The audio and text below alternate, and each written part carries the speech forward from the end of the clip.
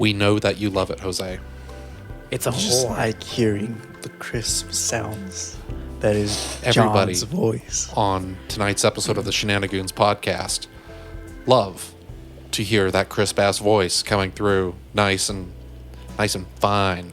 So you're not yelling. You love the headphones. You love them, Jose. No, I Text don't. me. The love them. headphone. Oh, shit. Speaking of which. Well, that is our cold open for tonight. Happy- How is everybody doing? Wait, you've been recording this I have whole been time? fucking recording for 30 seconds, you son of a bitch. I son of a bitch. Okay. Yeah, this is the Shenanigoons podcast. Tonight, we are coming at you with a little bit of a review, technically. A little review of episodes 1 and 2 of Alien Earth. We watched them, took some notes right before recording, and we're gonna have some words. Are they going to be good words, though? I'll probably throw in a couple fucks. I already know what it's going to be about. Yeah, I also already know what it's going to be about. But, yeah. So, for those that don't know, Alien Earth came out as of this recording yesterday. Yes. They dropped the first 2 episodes on FX and then on Hulu. It's set in, Alien universe. This series takes place timeline-wise 2 years before the events of the original Alien movie.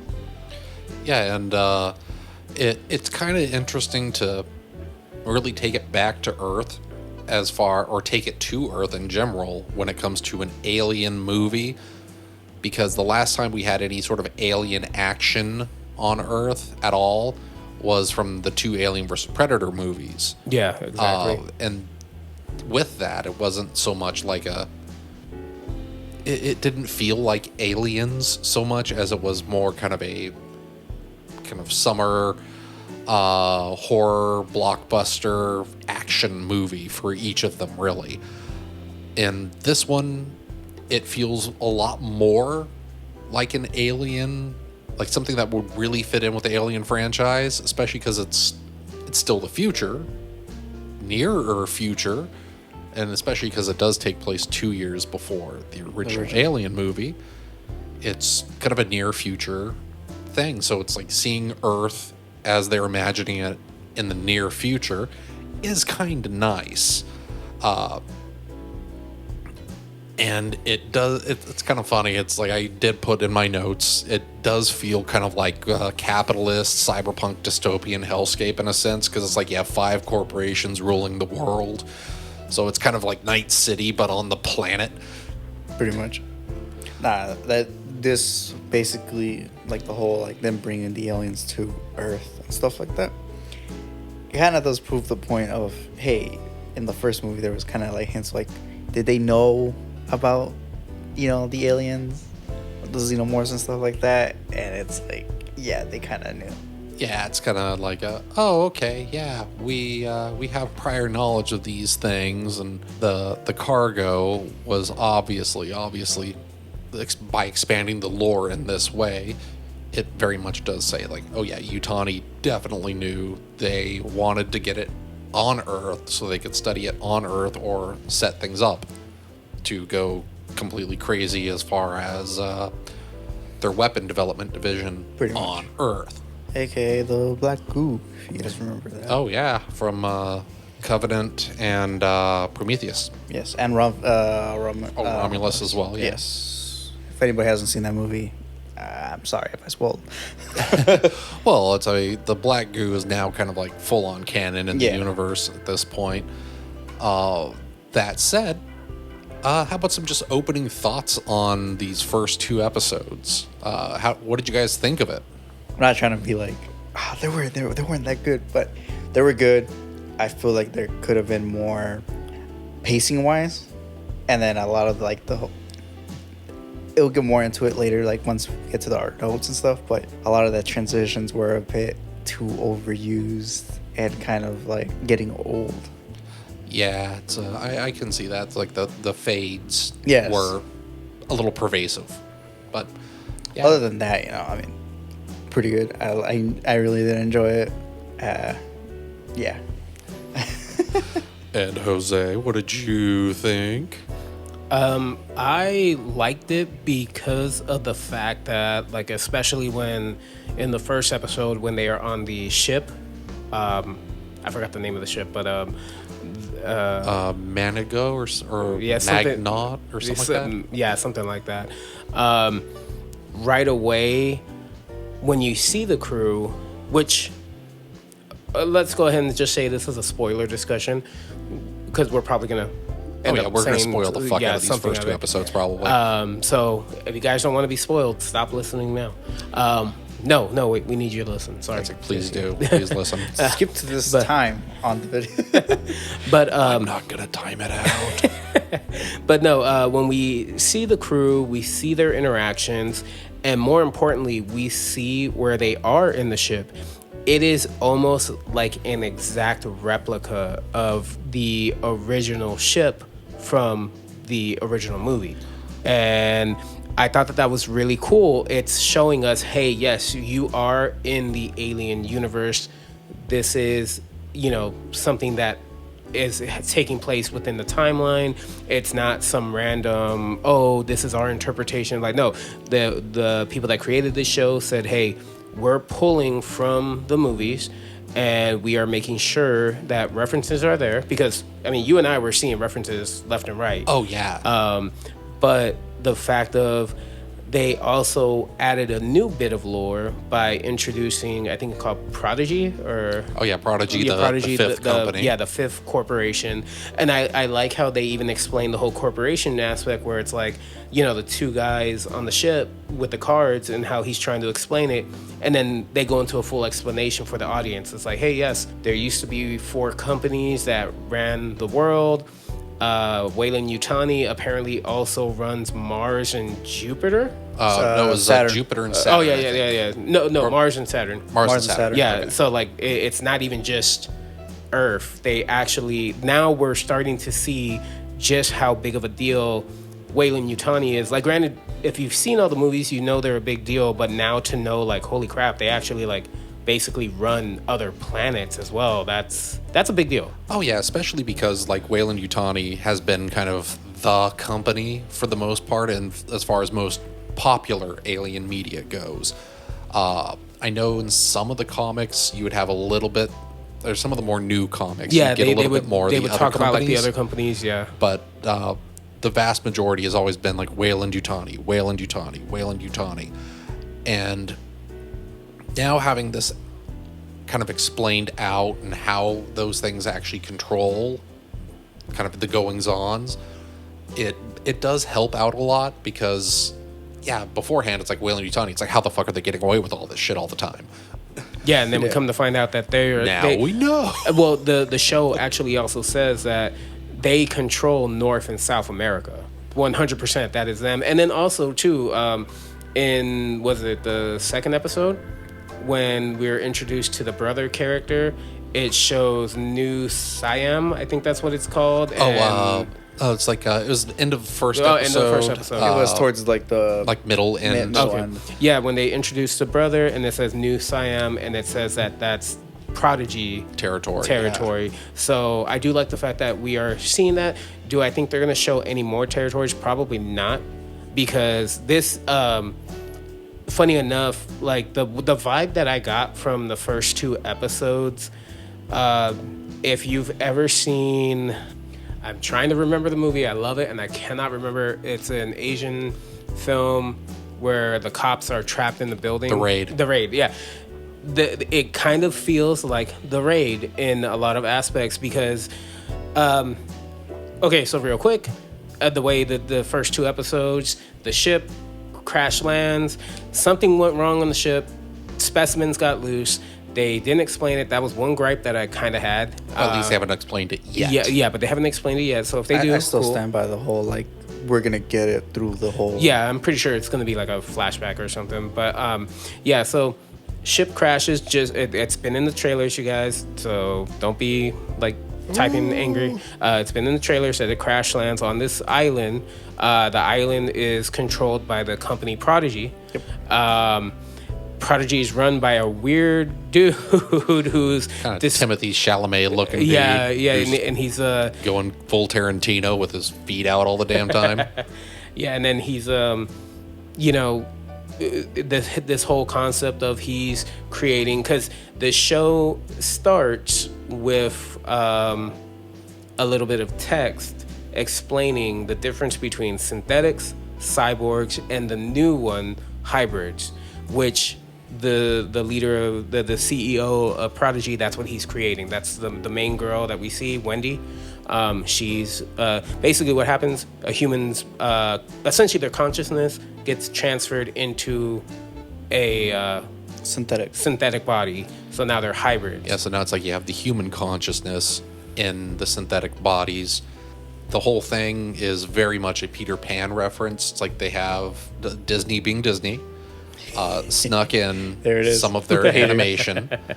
So The you have hayride. Peter Pan being very heavily referenced. You have Wendy, and then the rest of them that come in as far as the synthetic kids, they're all considered the Lost Boys. Yeah. And I'm actually looking it up right now. Their names are from Peter Pan. One is named Shmi, one is named Nibs, Curly. So yes, they are The Lost Boys. the Lost Boys. They Yeah, are so named it's- after them. Yeah, because even the island they're at, like It's the called research, Neverland. the Neverland. Yeah. That's why when there was like, oh, it's Episode within 1, the same spot, Neverland. and it's like, no, it's separate islands. Yeah, it's like, so far, I'm intrigued. I want to see where this goes. Of course, I do have words about certain aspects, but overall, I actually really do enjoy this. It's nice to see the alien lore and world being expanded. And then episode 1 especially, kind of that nostalgia kick of the ship. Oh yes. That kind of mainframe room. It Literally- looks just straight out of like the 1979, or I think it was 1979 for the first one, right? Or was it 81? 1979. 79? Yeah. Yeah, it's like that very first Alien film. It's just straight out of it. The kind of like common area, straight out of that. The cryo area, straight out of it. It's like they're all super faithful to the original designs. That was really nice to see.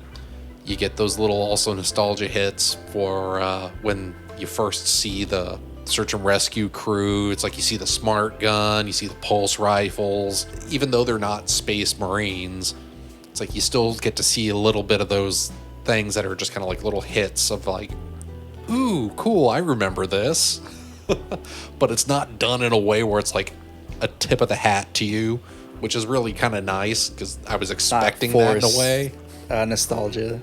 Yeah, it's like I was really kind of expecting kind of that tip of the hat. Hey, haha, wink, wink, nudge, nudge. Remember this? But no, they did a pretty damn good job. Now, I kind of think we should kind of go into what gripes that we had with these first 2 episodes, because I have some, but I don't really have many.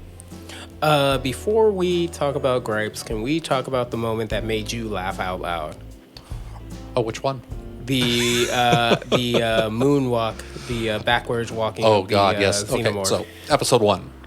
This episode 1 has a couple moments. One, when everybody's waking up, it's like we get introduced to the crew. We don't really get much of anybody's names, really, at least not that I remember, outside of one of the crew members in the ship that actually survives because he is a cyborg. That the other one's one name we is got, Morrow. yeah, there you go. He is so far throughout the first 2 episodes. Episode 2, not so much, just mostly towards the middle and end. We get a couple of the crew members, and the only other one that really is there is who I dubbed Space Latina. And she comes up to bang on the mainframe door because like, oh, the specimens are loose, and Morrow's just in there typing away, doing his little cyborg bullshit, typing to Weyland-Yutani. And then she gets murked by one of the alien at this moment. Yeah, the xenomorph. Yes. Yeah, the only one that we've seen so far, at least. Yeah. As it's killing her, like right outside of the door, finally she dies, and then it kind of stands up, and then you just see it kind of like just from the head, because it's the little porthole in the door, just backs up, doesn't like turn or anything, just backs up to show its full head all the way up to the front, and then just finally turns. So it's just like this little like, oh, I'm gonna back up menacingly. I'm doing my alien moonwalk. It was just kind of stupid, but it was like, hey, look, it's the alien. For my notes for that moment, I literally put xenomorph made for dramatic entrance. Oh yeah, oh yeah, He was genetically created just for that purpose. oh yeah. Well, I'm gonna come out here and I'm gonna be stylish as fuck, boy. I do like the fact, I know we want to talk about like any type of gripes, but I do like the fact that this xenomorph doesn't look like one we've seen before. This one actually looks body-wise like a bit more, like he doesn't look all like skinny and frail like a lot of the other ones do, where they have like really slender arms. It's a bit more filled out. Yeah, it's like more filled out. So that does kind of lead you to think, okay, was this from a human or was this from potentially one of the other specimens they had on board? Maybe, Because remember, like the head does look a lot different. Yeah, too. because remember, in lore for aliens, the xenomorphs take on characteristics of what they're hatched from. Yep. And this one, again, like I said, looks more filled out than a traditional xenomorph. And I like the fact that for these 2 episodes, we really didn't see a lot of the xenomorph. It's just, they're just building and building and building. And it's going to get to a point where like, oh, guess what?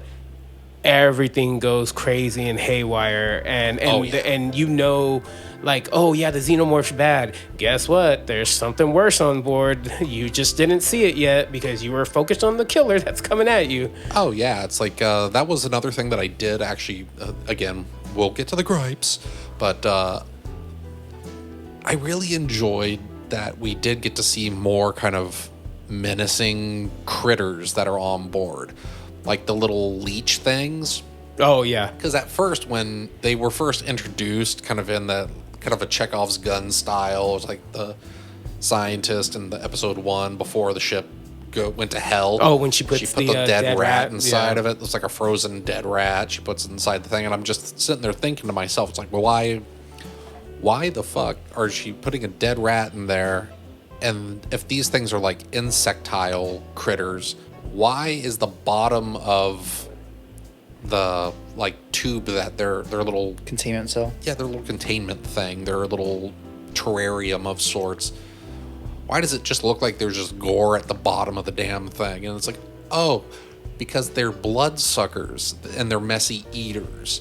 They're not necessarily like carnivores. They're bloodsuckers. Those things are just little leeches. literally parasites. That's all they are. They're literally just leeches. And then Favorite is Bob.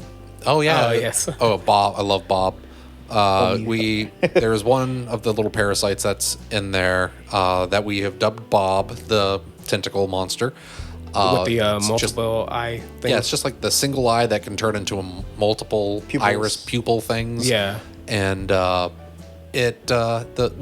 when you first see it, it's just kind of like in its little terrarium. The second time you see it is in episode 2, and it's apparently animating a dead cat.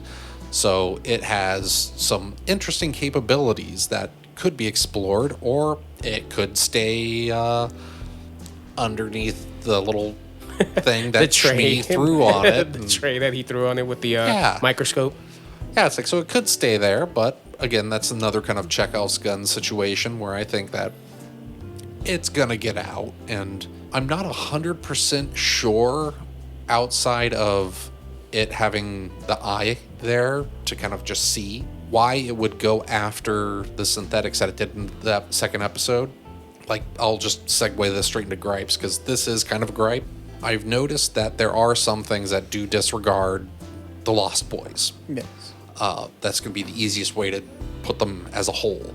But there are a couple things there that just straight up disregard them, because it's like, oh, you're obviously not human. We're not going to get anything out of you to sustain us. It's like, we don't see you as food. Ta-da.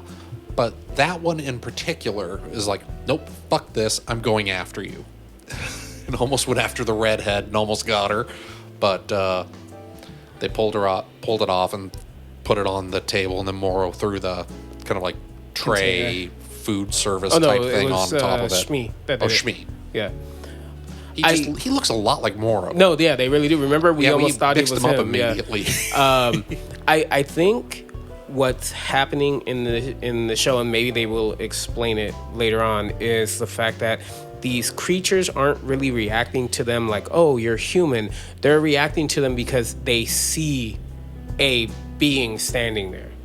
And so they see it move. They look like prey. Yeah, they look like prey. But then again, like you said, if they do get one of these synthetics and they kill it, it's like, oh wait, there's nothing here for me. Or even like if the leech attaches to it, it's like, oh, this isn't blood. Yeah, exactly. Yeah. Which I honestly, I genuinely thought that was going to happen in the second episode when the three of them went into the lab and they saw the one leech. I thought they were going to pull the whole the second one, surprise, gotcha. And then it's like, oh wait, this is synthetic fluid. Because remember,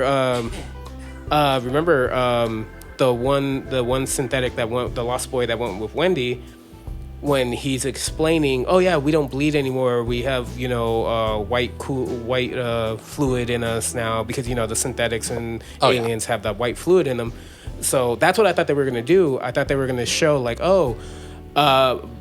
and you and I, well, all three of us have already kind of said we have an idea that Wendy might only be the one that is like super special, while the other ones are just kind of like standard synthetics. Yeah, especially since she was the first. Yeah. Plus, everything that we've seen happening in the episode and with her and stuff, like the whole camera, again, spoiler stuff, but her being able to like hack into the machinery and and they didn't realize that she could do that, and it's like, whoa, wait a minute, like the CEO says it himself, did we give her that ability? And they were like, no, we didn't. Yeah, it's like she just kind of adapted and got it. But that actually this is something that we should discuss about this, is like Wendy and the Lost Boys.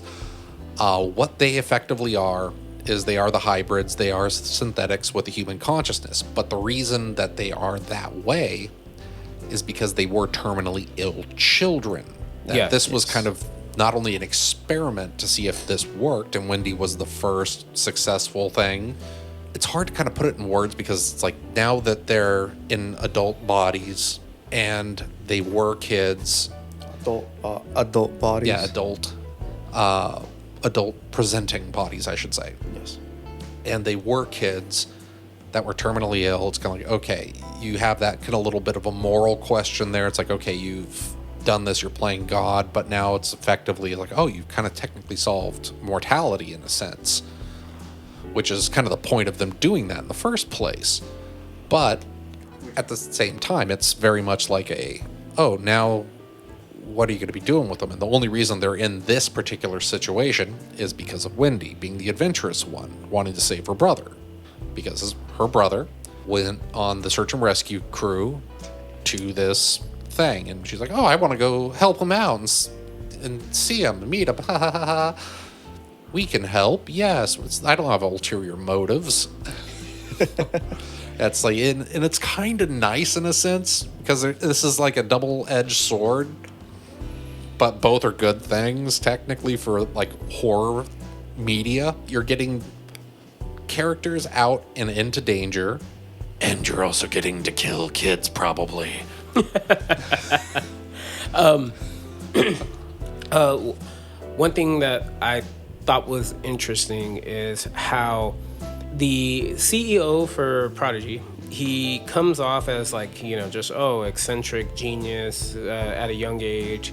He even says itself, the only reason why we really made hybrids is so that one day I can have a conversation with someone that's smarter than me. Literally, that was his reasoning for the whole thing, which I thought was funny. But I do like the fact that, like, already in the second episode, we're seeing that same type of corporate Weyland-Yutani greed, because the minute he sees the eggs, the facehugger eggs, I want that. Like, I want what's on the ship. If Weyland-Yutani, because the CEO from Weyland-Yutani does contact him, because essentially in this world, the companies cannot enter into each other's territory without permission, because then I guess it's seen like an act of war in a sense. Yeah, it's because they control the territory. Yeah, so, Weyland-Yutani reaches out, says, hey, just let me send a team out, let me get my stuff, and we'll leave. And he's like, well, no, you get your lawyers to talk to my lawyers and go. And it was like at that instant moment, it's like, okay, wait a minute. Now we're seeing the villain, because now the next thing he said to his assistant was, I want what's on that ship, because he now knows something's on that ship that they really want. Oh, yeah. So now I want it.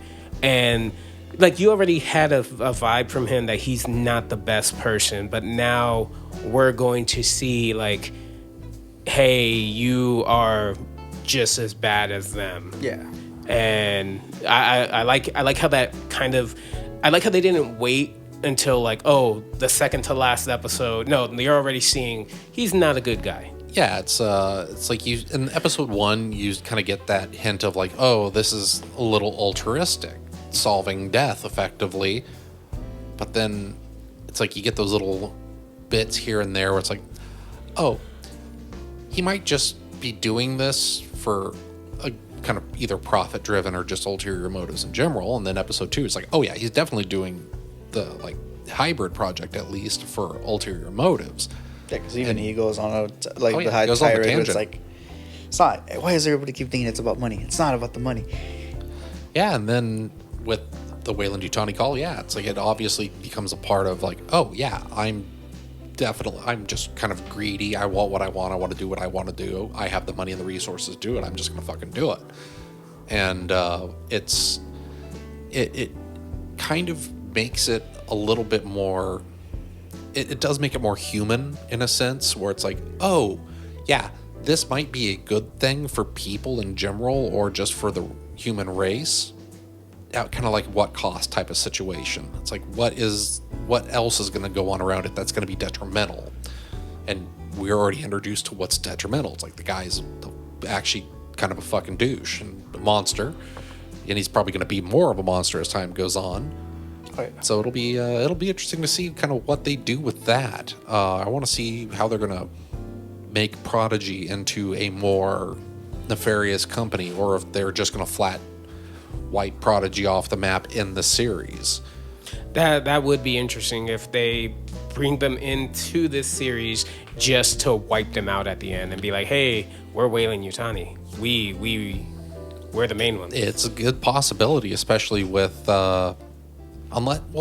depending on how well this does. It's like, I know we'll definitely get more alien related TV content at the very least.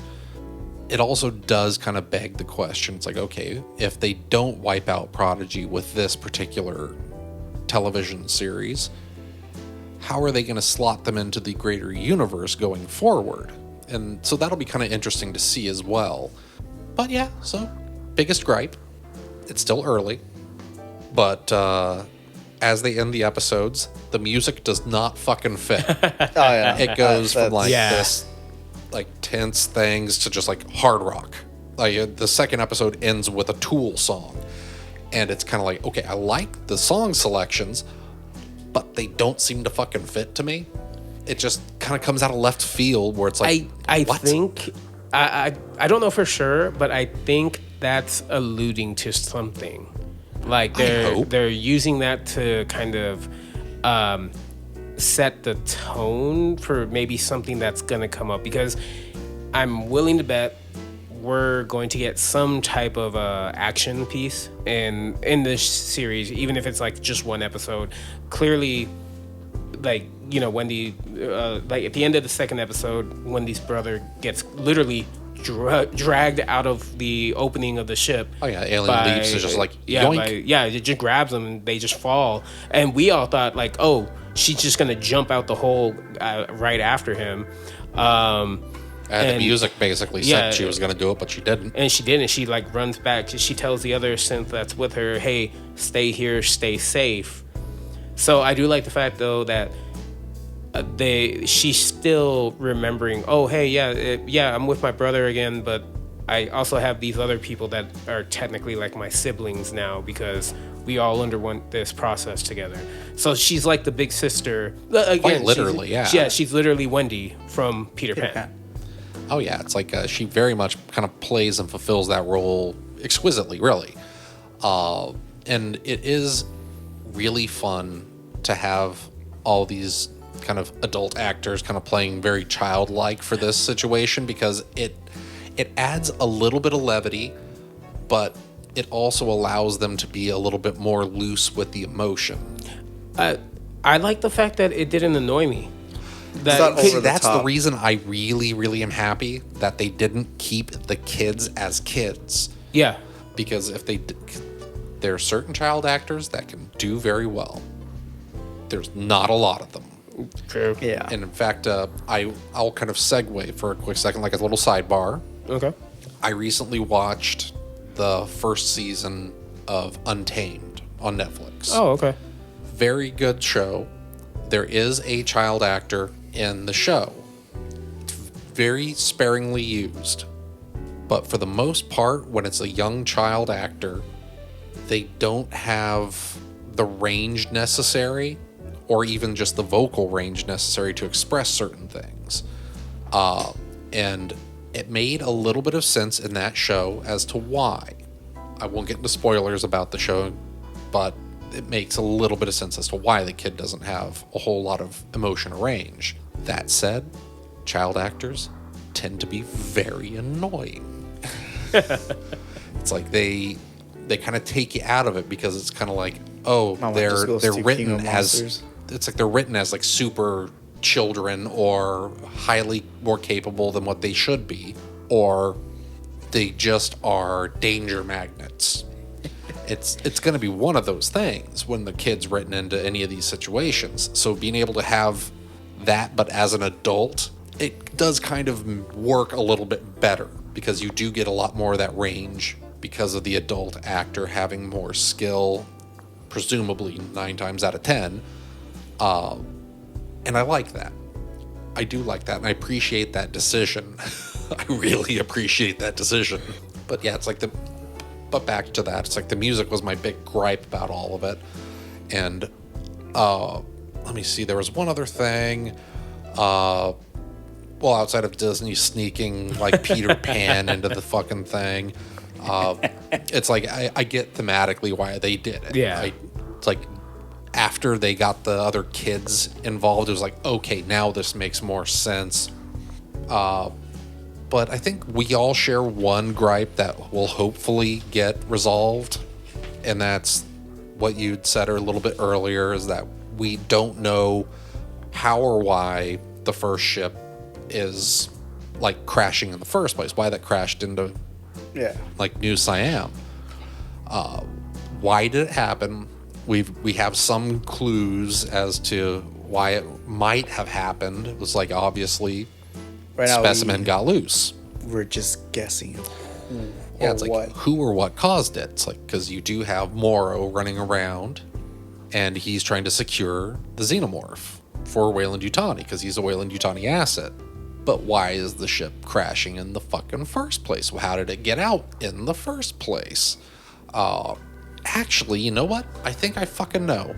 I think I just put the pieces together right now, like as we're bullshitting. Live.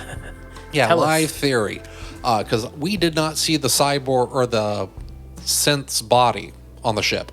Oh, the creepy synth. Yeah, the creepy synth, the one that they were like, oh, he watches the redhead you that was on the ship was like, oh, he watches you when you sleep. He watches me sleep. I forgot what his name is. I know it starts with the T. Yeah, it started with the T. But we didn't see him. We didn't see his body anywhere.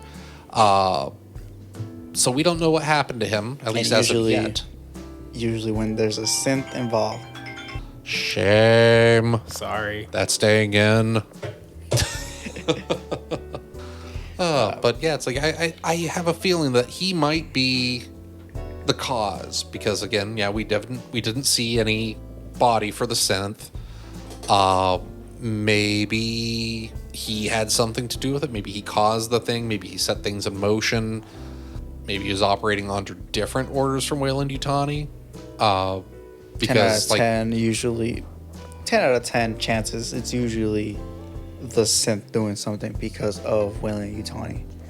Yeah, and it's like I think what probably could have been the case, like again, this is just free balling a theory right out the gate. I think what probably happened there is he was ordered to release one of the facehuggers so that it would implant in one of the crew members, and then they could get a fully grown xenomorph back on Earth. And then Morrow was probably tasked with the fact of just getting the specimens to Earth, prioritizing anything that was xenomorph.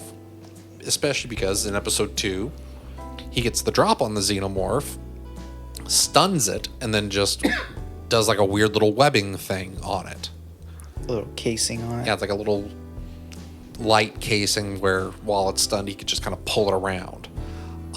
So that is a distinct possibility. So he just has the task of getting or prioritizing a specific type of thing to get back to Weyland. But, hopefully all will be revealed and hopefully all will make sense. Well, I mean, and I know we're going to get more Morrow because he's still alive, so. First episode, you also have to remember in the beginning, that one, was it like a mechanic guy or whatever? Oh, yeah. He was like, well, why don't we just throw away the cargo and just call it a day? And then Morrow, Yeah. right? He was just like, no, our job is the cargo. Is the cargo. That is our mission. That is it. Now, actually, since you have the laptop in front of you, Jose. Yes, I do. The mechanic from episode 1, the older of the two. Okay, give me a second because it has their names, but it doesn't say what they are. Helps. Well, let's say it's like you're possibly look on IMDb. I found it right here. The senior engineer. Sorry. Yeah, I'm old not boy. talking into the mic. So the character name, I don't know how to pronounce this right. Shmuel. Not gonna try that. But what's the actor's name? Michael Smiley.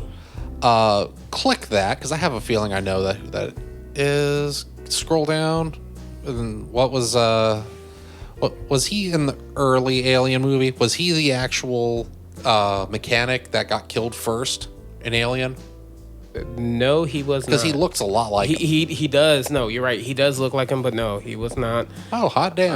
Because, he looked a lot like him. I thought that was a little reference there where I was like, oh, hey, nod back to the original with one of the original actors. That would have been kind of cool, though. But, yeah, it looks like he's first started working in films in 2004. Oh, well. I thought I was wrong. That is the only time I'm admitting this. You should feel bad. And I do. Oh, do you? No, not really. So then, overall, what would you guys say? Thumbs up, thumbs down? Thumbs up. Yeah. Yeah, for overall, just thumbs up. Just for what we got, mean, the introduction and the world building and like, just if you look at the technical aspect, the sound design, the camera work, everything, it doesn't feel like an Alien movie. Yeah, it doesn't really have Alien show. Or a show. It doesn't feel like it, but that's a good thing. Like, and I'm not saying that honestly, if you really, true. because if you think about it, like when when the ship crashes and they get there, the recovery team, that looks like a war, like something you would see out of a war movie. Yeah, and then they're blending a little, like a couple different styles in an interesting way. And then I even like how they're doing a lot of Alien tropes with the xenomorph. They walk by a hall and then, look at the wall, it moves because the xenomorph was just blending in the whole time. And you even pointed it out yourself that there's certain scenes where if you look, you see the tail move or you see something, it was there, but you don't see the whole body. But then the first time they go through the corridor and then the body actually moves and you're like, oh crap, it's right there. Yeah, it's like, oh, there we are. So even that episode 2, there's that one little wire that's moving and you think it's you think it's yeah. Oh yeah, it's like they did some pretty good setups for where the alien is. Oh, there is one thing that I have to give this show credit for. Big spoiler. So Wendy has been keeping tabs on her brother. Her brother at this point believes that she died from her illness. That's what he was told. So, he moved on with life. But he doesn't know that she was actually taken and turned into a hybrid. So she's been keeping tabs on him the whole time. And she convinces the CEO from Prodigy to let her and the Lost Boys go to help solely because of her brother. She wants to make sure he's okay. They get there. At first, he doesn't recognize her because, again, she's in an adult-looking body now. He wouldn't know. Yeah, and then she's been dead for technically for how long? Exactly. And the synth that's with her just casually, as they're walking, just casually, oh yeah, by the way, dude, this is your sister. Yeah. And it's like, wait, what? And then I love how she's like, hey, that was a secret. Just go over there. And I just love the fact. Kind of turns around. And and kudos to the actor that plays her brother, because he really did play it off like the whole like, wait, what? No, you can't be her. Because even as they're walking, he's asking her questions that only she would know. Yeah. And then they finally have that moment where like, it's that one specific question he asks her, and it's like, okay, no, this is you. And they kind of have like a hug. It was a Christmas question. Yeah, it's about like Christmas morning. Yeah, something. Like and they have like a hug, and you think, like right there, oh, he's about to get stabbed from behind by the xenomorph tail. That doesn't happen, but just the fact of they did not drag it out for the whole series of, oh, will she tell him that she's his sister? No, it's literally just, oh yeah, dude, that's your sister. And it was, and the thing is, just got it out of the way. Yeah, and the thing is, again, because the synth that tells her, while he does look like an adult, he has the mind of a child. And it just played off so well. Like, even when she got mad at him with the whole like, hey, that was a secret, just go over there. Like, and he does, and he just wanders off, with a smile on his face. Yeah, and so again, that's why I said I like the fact that these actors are able to really play off, hey, yeah, we're adults, but we have the minds of children, and it's not annoying. They're genuinely acting like, like this is, they did what I hate to say this, they did what Zachary Levi should have been doing in the Shazam movies. Oh yeah, absolutely, especially for like the second one. Yeah, the second one. Especially for the second one. Yeah, that was bad. And then Shmi with dude, he is the embodiment of childlike fun and wonder. Even when we are so hoping he doesn't die. Yeah, it's like he has given every possible death flag so far, and I'm so happy that I haven't seen him die yet. So I really hope he doesn't die, because he's such a fun character. Because like when he puts Bob the tentacle monster under the little thing.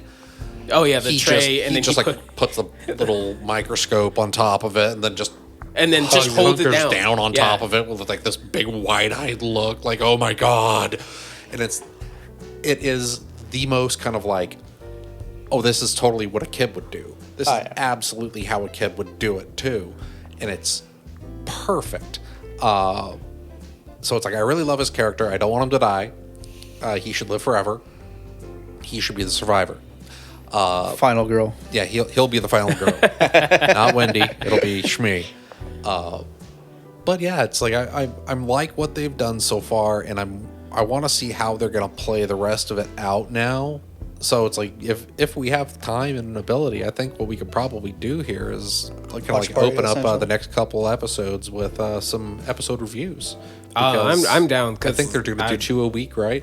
Yeah, I believe it's like 2. Actually, hold on. I do want to do a watch party for Chronicles, or Chronicle technically.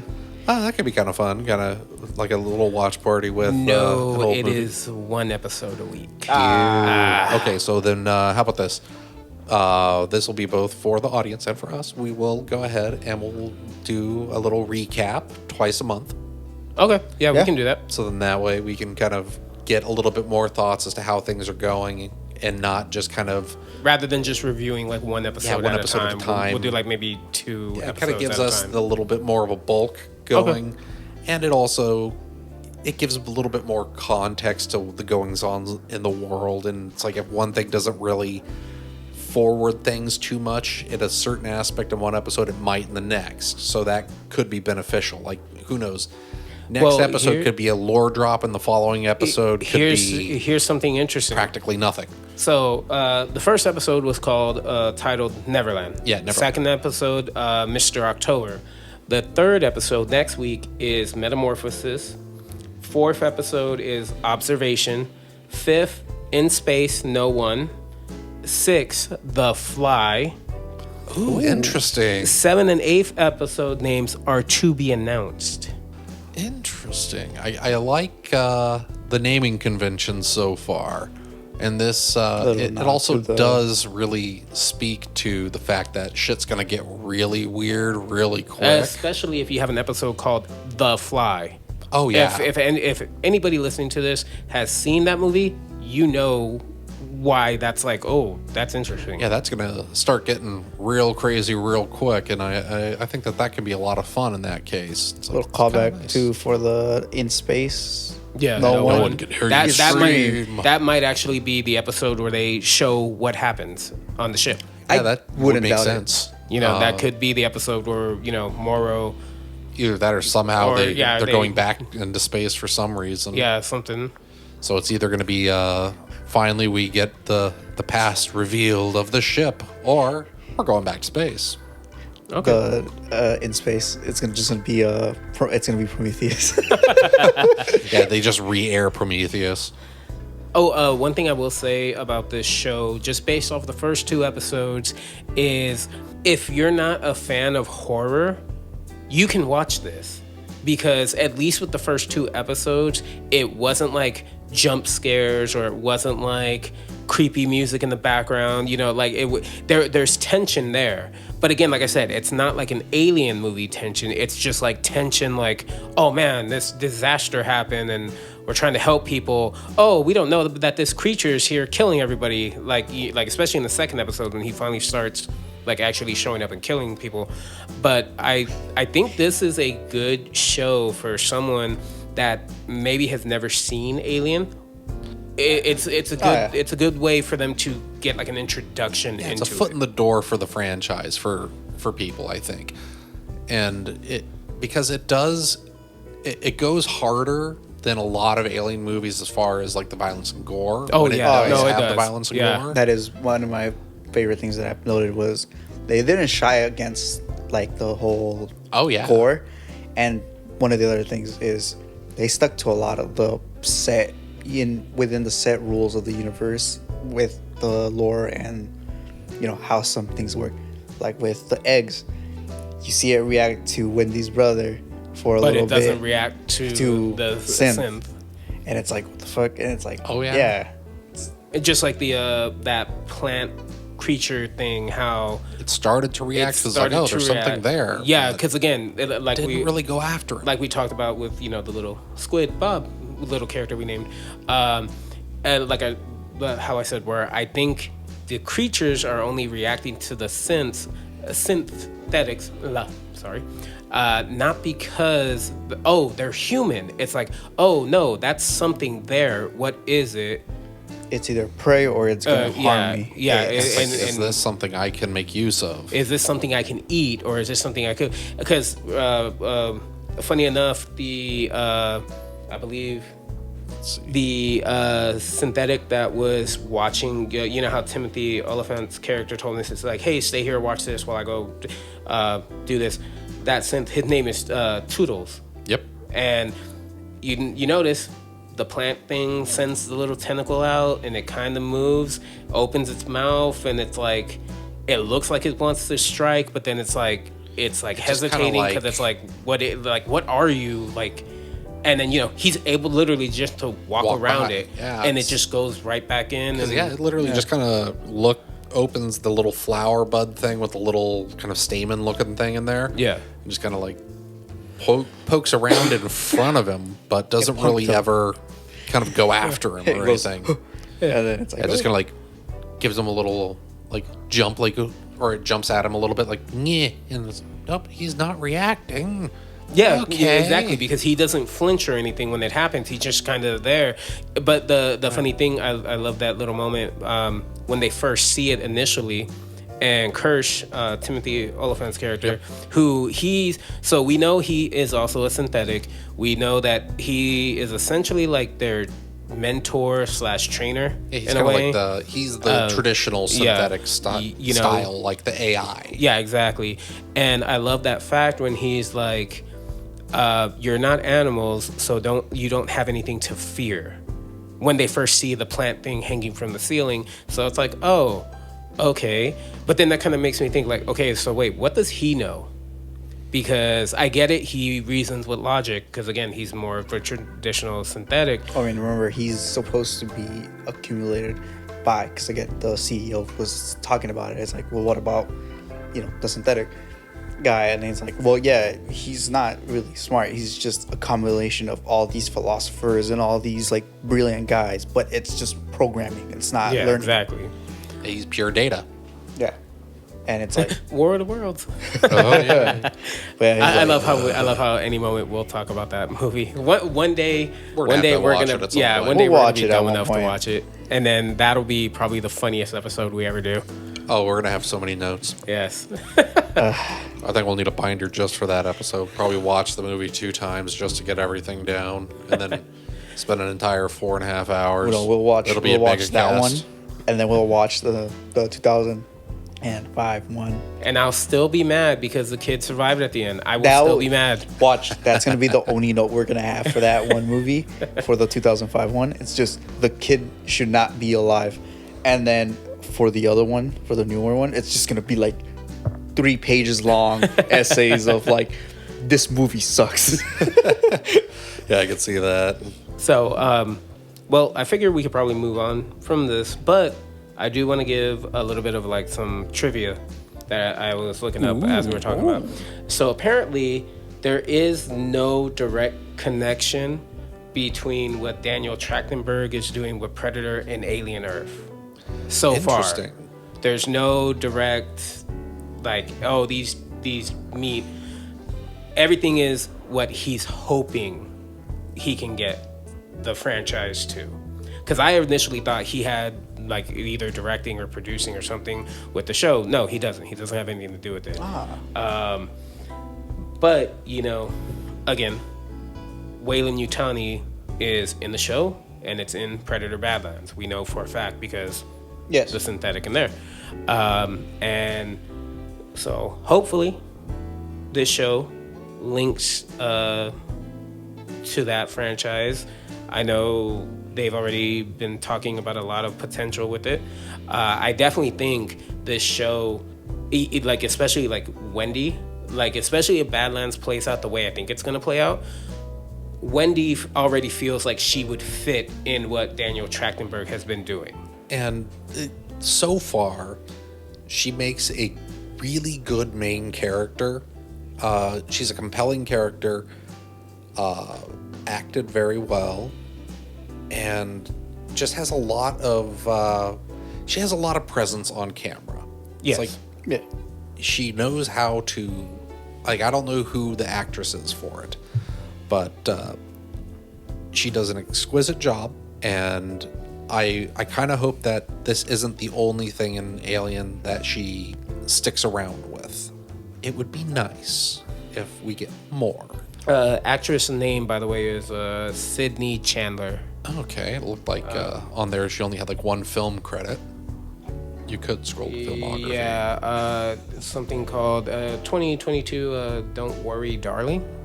I want to say I've heard of that, but I've never watched it. Huh.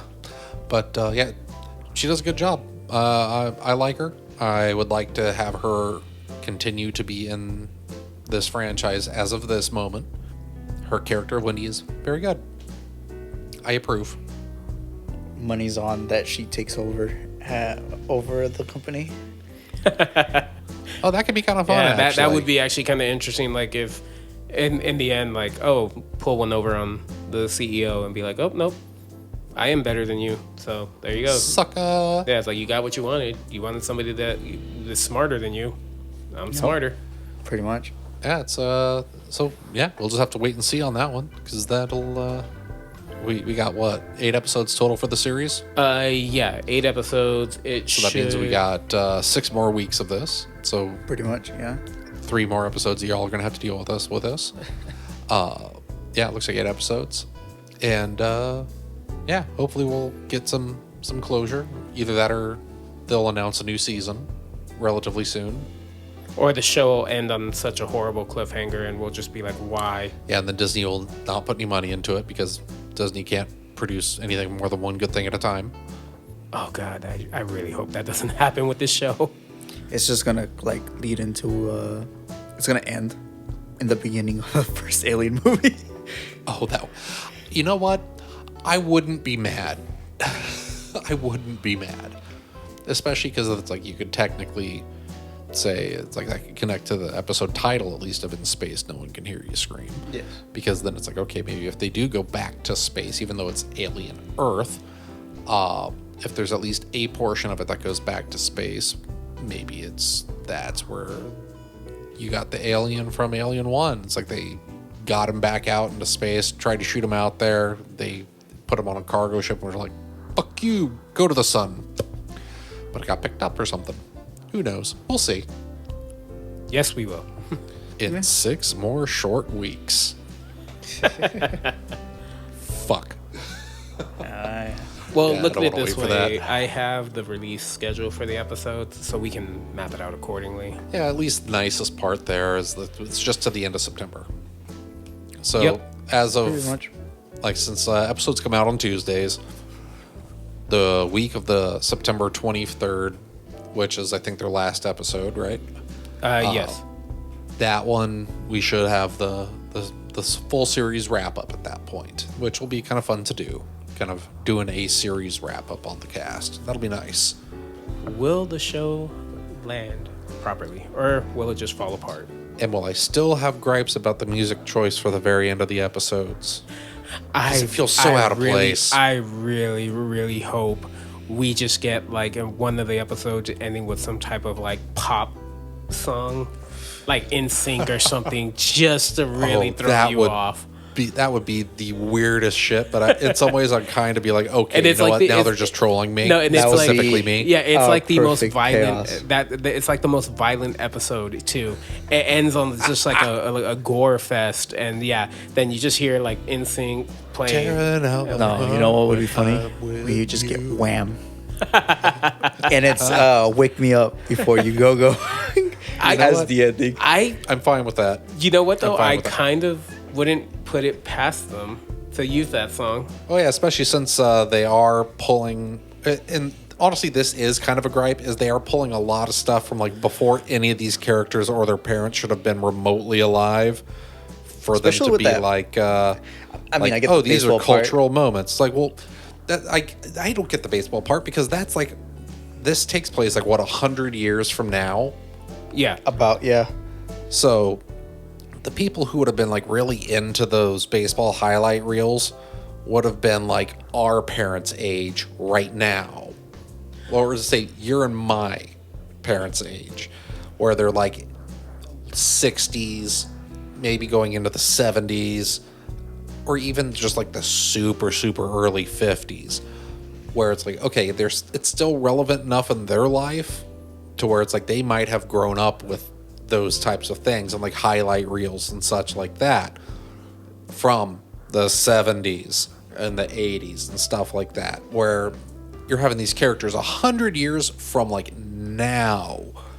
Their parents are looking back at highlight reels from like the fucking 70s and such like that. It's like, no, that's a little weird, because that would be people that would be like, if I had a child right now, that would have been those people's parents, maybe. Well, don't And forget. that's like, and we're 50 years removed from the 70s well, right now. don't forget though that a lot of the aesthetic is like 70s, 80s. Like look at the computers. aesthetics are definitely there the for that. computers that they use. Oh, yeah. They're all so that might maybe explain why there's like this. It's probably weird, a stylistic choice for the Yeah. aesthetics.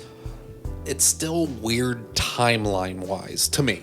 I just want to know the science behind the whole, hey, let's move not the brain, but the consciousness from here to this robot. Disney magic. Wizard did it. It's like you, but with the Tron thing. Yeah. It's kind of like, oh yeah, what the fuck is going on with all these giant things and hard light constructs and such out in the real world when it's all supposed to be data? Yeah, it's like it's basically the same complaint, but yeah, it's witchcraft, Disney magic, you know. That's the obvious answer. Yeah, it's like Mickey Mouse is out there performing fucking satanic rites. Just like, yes. I don't know why, but you just reminded me of the animated little thing where he's Miska Muska, Mickey Mouse. And the house the earth cracks and then the house just pops up. Yeah, just comes out of the fucking hellfire and it's like, woo, yeah, woo. That's like it. That's very much it. It's like, I think that's effectively how Disney does a lot of their stuff, or how they explain away a lot of the stuff in their movies. Like, just go with it. Pretty much. I mean, with Tron, at least we know that it's technically a 3D printer because from what we were able to see. Yeah. So, but this one, I'm just like, how the fuck? Yeah. It's like Tron. It's like, okay, you kind of get the fact that it's like, oh, we're going to build you a new one. It's like, so obviously they are being produced or the bodies, even though they still fall apart into pixels for some fucking reason, they are being produced in our world. Yes. But in this, it's kind of like, okay, how is this data transfer between like what would be considered technically the metaphysical consciousness of a person being transferred to a data store of some kind? Because technically, yeah, it's all data, all like synapses firing and hormones and such, but being transferred over. And that's actually something that they do kind of bring up in the show a little bit, is the fact that they don't have hormones anymore because they are no longer human. So a lot of the things that are hormone driven should not be present. Yeah. Yet, at least for Wendy, some of those things do seem to kind of be, which is interesting, but I'm wondering how they're going to explain that, but it's going to have to be explained in some capacity because she's obviously one of the more special ones, because she's the only one so far that has demonstrated any sort of feats of extraordinary anything. Yeah. With the whole like, hey, I can hear stuff. Yeah, she like has like super hearing, leapt down from a fucking cliffside, and didn't even do a superhero landing, just kind of like landed. Oh, yeah, those are bad for your knees. Oh, terrible for your knees. And she's fast. She's obviously super strong because she just like manhandled the fucking door. So either Timothy Oliphant's character, she's the only one that brought a weapon. Yeah, she's the only one who had the smarts to bring any kind of physical weapon of any kind, even though against the xenomorph it's kind of fucking useless. But she doesn't know that, so yeah. But it's setting her up for either her or potentially Oliphant, like we kind of theorized, Oliphant's character to have a fight at some point with Morrow, probably. But I do think that Oliphant's character will probably have some kind of confrontation with Morrow at some point. But I also think Wendy is going to as well. Yeah. Because he has also demonstrated that he is kind of a special cyborg of some kind, because he is super strong. He's got the Swiss Army knife hand for crying out loud. He has a Swiss Army knife hand, and he's also apparently physically stronger than the alien. Yeah. Because the alien couldn't get through the little trapdoor, but he just busted that trapdoor right the fuck off. Yeah, that is true. So, we'll see kind of where it goes from there, because it's like you're going to have some sort of confrontation between the two of them. They might end up on the same side at some capacity, but there's going to be a confrontation. And it's like, I want to see how they're going to play that. I don't know, but I just remember my favorite line. What is it? What the fuck is that?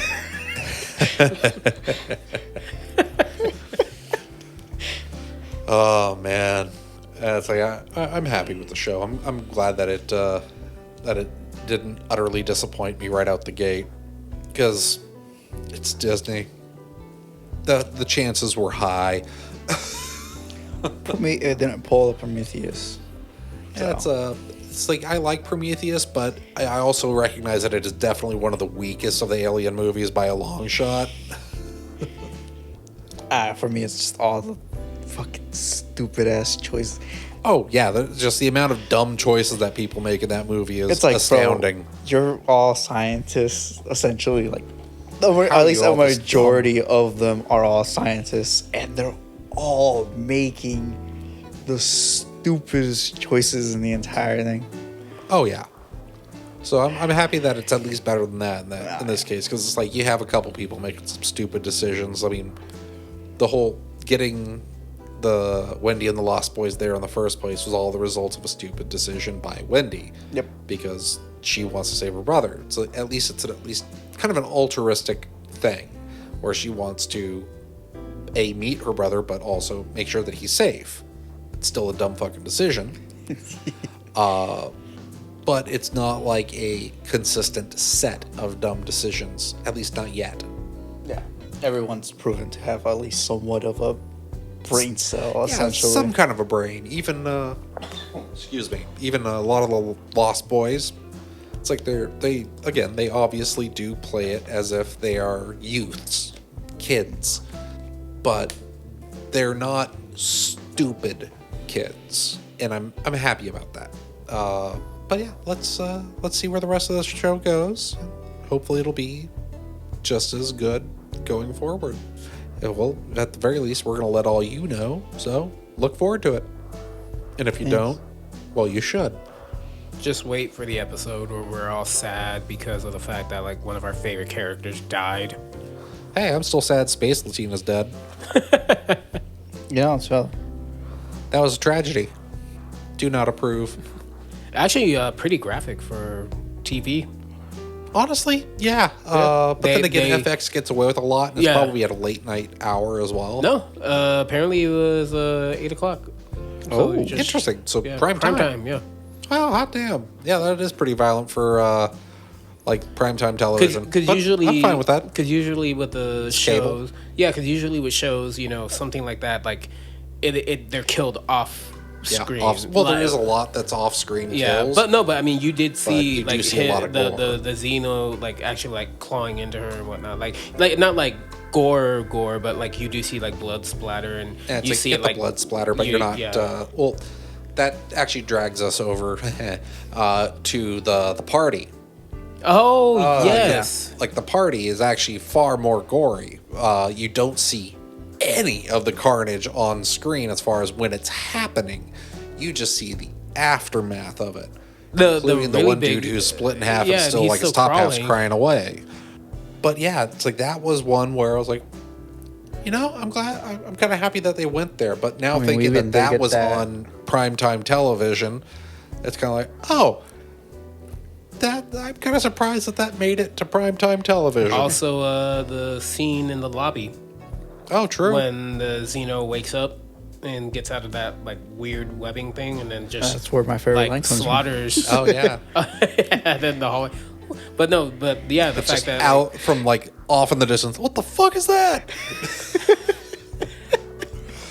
And then just But yeah, no, also remember, we did get that really close-up scene of that soldier that was with Wendy's brother. oh Yeah, yeah, after when he, the smaller mouth just right in the face. Oh, I thought that was actually really funny. Oh no, that No, that it was was hilarious. fun. It got him right in the face, and then right after it shot its little mini mouth right into to that dude's forehead. It didn't bother just like, oh, I'm gonna just drop him. No, it just started swinging his ass around. was So it's like great. he's That just was firing the perfect. gun everywhere while he's just arms are flopping and whatnot. So it's kind of like, oh, he's just ragdolling him for the sake of ragdolling him. It's just kind of funny. It's like he's playing with his food. Just doing it for the fun of it, bro. No. Actually, if you think about it, the xenomorph kind of was because in Oh, the yeah, he scene with absolutely the party, after Hermit, Wendy's brother, finally remembered his name, when he goes into the room, His name is Joe. but they on Yeah. Wikipedia it says Hermit. Yeah, well, that's the name that they have on his patch, but his name is Joe. I'm calling him Hermit. Isn't it like named after Because like, after Joe DiMaggio. There you go. I was that's gonna be what it like, was. Another But- dated reference. No, but remember, like when he walks into the room and he sees all the dead bodies, which are all conveniently at a table, except for that one dude that's like crawling away, even though Oh, he yeah. ripped in half. You see the Xeno on the top balcony, just kind of crouched there, like he's actually like. Yeah, like almost like he's like kind of like, hey, yeah, I did that. Oh, look, this one's coming in here. He has a gun. He thinks he's gonna be nope. And a cool little action piece where he breaks through the glass and plot armor saves Hermit's life 100%. For a second time. Yeah, for a second time. But yeah, no, and remember, it grabbed him with his tail. Usually they don't grab with the tail; they just like pierce into you. Oh, yeah. Yeah, no, and that's what I was like- grabbed him and kind of flung him around. So yeah, I do again, like I'm saying, what did this face hugger impregnate a human, or did it impregnate something else? Because again, like I pointed out, it doesn't look like a standard xenomorph, and it's not acting like one either. Yeah, it's not acting like a lot of other xenomorphs that we've seen on screen, because Acting very on top of cat-like. that, it is killing predominantly indiscriminately. Yeah, exactly. Because a lot of times when the xenomorphs do tend to kill, it is for food or to bring things back to a nest, and that's again for food, or they'll capture somebody alive and take them to the nest. They typically don't just indiscriminately kill for the sake of killing things, and this one does seem to very much kill just indiscriminately. It just kills for the sake of killing, not necessarily for food. For the love of the game, bro. Yeah, For the love of the game. This is balling. It's like, yo, I gotta get my KD ratio up. Let's go. Yeah, it's like, I know it's like we're gonna have problems later, so gotta pad my KD at the moment. Get that kill streak, you know what I mean? Oh yeah, it's like it's a couple points down from a nuke. He just looks at the camera. He's like, hey, put F in the chat if you want me to kill this human. Oh yeah, it's got a streamer mind. That's what it was. But yeah, it's Just trying to I'm tear up happy its with battle pass, man. Gotta get them levels. Complete my dailies. Trying to get the season pass, the new skins. Oh, yeah. Oh yeah, it's like Trying to get that new Nicki Minaj skin. Jesus fucking Christ. oh jeez, yeah, all that stuff is so fucking weird. But oh yeah, I'm happy with what they're doing with it so far. There's a lot of ways that they can go with it, and it'll be interesting to see how this particular xenomorph makes it so that there are other xenomorphs, because there are, as we saw, other face huggers that were on that ship. Yes. So that's very much a Chekhov's gun type of There situation. was at least least two five, others At least that well, were- two others that were in The little Two of them that were in the tubes. lab, and then we then- had 5 eggs. Yeah, 5 eggs. Oh yeah, so then there's at least 7 total. Yeah, exactly. Not counting the one that already apparently hatched somebody. Oh yeah, no, that's true, because when they were finding the dead bodies, there were multiple bodies that looked like something Have popped bursted out of but them. we've only seen the one xenomorph so far.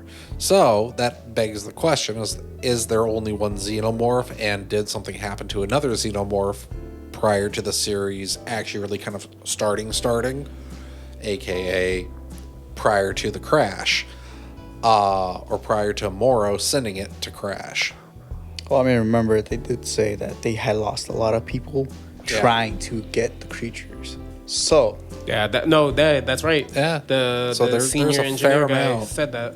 There's a fair amount of questions that are still there that has not been answered from the very beginning, and we'll see if they do. We'll see if they do.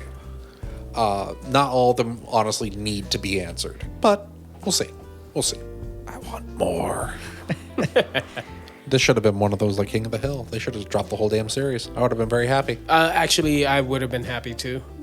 because then we could have had a real nice, super long episode just talking about fucking aliens. But now we got to talk about other shit. We gotta talk about I other do shit. have an actual topic. What? This is more towards Jose because he technically played it. Battlefield 6. Oh yeah, we can actually, at least me and Josie can kind of chime in on that for a second. Now, I'm poor because I bought Magic cards, so I don't have Game Pass, and I can't play that shit online. You should have got the Game Pass, my friend. No. And it's only like what, $10? Well, it's like, No, it's like $16 or something yeah, like it's that. they went to up. get the ultimate one. Oh, that comes the with everything. ultimate one's $20 now. Actually, Yeah. I know that because I paid $20 for it. Fuck, I'm not doing that. No, so Battlefield 6, the beta came out. Keep in mind, the beta beat out Call of Duty's like record for most consistent Player count. Funny enough, they dogged it. The Call of Duty players were like, "Oh, the numbers went down." I'm like, "Yeah, because the beta's no longer a thing until like tomorrow." Yeah, it's coming back. I believe. Yeah, tomorrow. It's coming back tomorrow. Yeah, on the 14th, it comes back. Funny enough, before I jumped on the game, I had saw an article that said that the devs outright said, "Oh, a lot of our inspiration for Battlefield 6 is based off of Battlefield Bad Company 2." Good. For me, Bad Company 2 was the first Battlefield game I played. That is my favorite game that I played. And this game genuinely feels like you feel the Bad Company 2 influence on it. That's very, like, that warms the cockles of my dying heart. Yeah, and then they brought back the you can blow up anything. Destruction, you can literally blow up a whole building with a tank or just enough grenades, enough rocket launchers. You can. So the area evolves or de-evolves, I guess, because things are getting destroyed. So it's fast-paced. I didn't really have any issues playing it, like any like glitches or anything of that nature. The only thing I will say, like any shooter, shotguns are crazy overpowered, which apparently they are already getting nerfed for the next beta. So for this beta, they gave it the way that they're working it. The first beta that came out, there were 2 specific maps that you got, 2 or 3, I think. Yeah, I think it was 2. 3. Yeah, and then so the next one they're giving us different maps and different game modes. So like they're actually really breaking this down, like to make sure like, okay, when we launch this, we are sorry for the last game. We're making it up to you guys. At least we hope. But I will say the funny thing is one of the maps that they had, I cannot remember the name of it. It's the one with the snowy mountains in the background. Oh, everybody. I know what you're talking about. Yeah, everybody for that map basically just becomes a sniper. And because you can go climb on the mountain area, and so I guess players sent like a picture to the devs where they showed like, oh yeah, when we're on this map, this is all we see, and they put a bunch of lens flares from like the sniper scopes, and I guess the devs, like whether they're serious or they were joking, they were like, oh well, we might have an explosive way to get around that. So some people are thinking, oh, they're going to allow you to cause an avalanche. That would actually be really nice for that. Yeah. Because in past, like, super snowy, kind of more rugged terrained Battlefield maps, they have absolutely become sniper hell. Oh yeah, no, it is. Even it is desert maps get the exact same thing. When it's just like full desert with like limited amounts of structures, it becomes sniper hell in every Battlefield ever. It's like I've been playing since the very first one, Battlefield 1942. See, mine was Every fucking time. Oh yeah, Mine was no, like and you felt like it, one. and you did feel it on that map. So who knows? Maybe they'll do that. That would actually be really cool. That'd be an inventive way to deal with that. Really. Yeah, where like you change the whole terrain now. Like there's snow everywhere, or this side or the other. So gotta get moving, motherfucker. Yeah, exactly. I just want to see what the dogfights feel like in this one. Oh, with the jets and stuff like jets that. and everything. Because, like I said, mine was essentially my first one was, I think, was Battlefield. I want to say 1. Is the one where it's like World War. Oh yeah. Yeah, that one was my first Battlefield to play, and my favorite part of all, it wasn't even just being on the ground; it was just flying around and shooting. So funny thing with me with playing the beta is I was playing with a good friend of mine. We used to play Bad Company 2 all the time back in the day, when we were younger. Phenomenal game. Exactly.